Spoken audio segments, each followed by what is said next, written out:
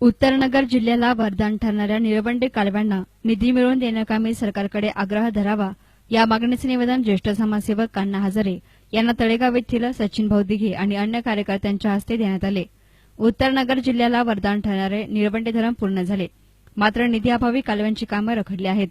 कालव्यांची कामे प्रलंबित असल्याने उत्तरनगर जिल्ह्यातील दुष्काळी गावे निळवंडेच्या पाण्यापासून वंचित आहेत। धरण पूर्ण झाले असताना कालव्याअभावी लाभार्थी गावांना सिंचनाचा लाभ मिळत नाहीत। उलट भंडारदरा धरणांतर्गतच्या लाभक्षेत्राला निळवंडे धरणाच्या पाण्याचा लाभ दिला जात असल्याकडे कार्यकर्त्यांनी अण्णा हजारे यांचे लक्ष वेधलं।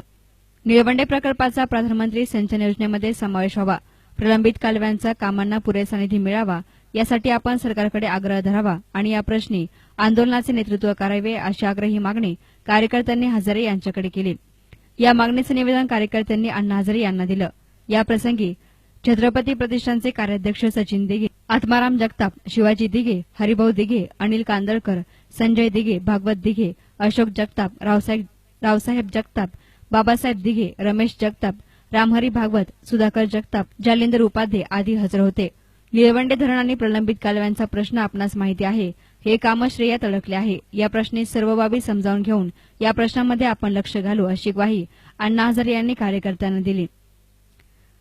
न्यूज रिपोर्टर रामनाथ बोराडे, एस9 मीडिया, संगमनेर।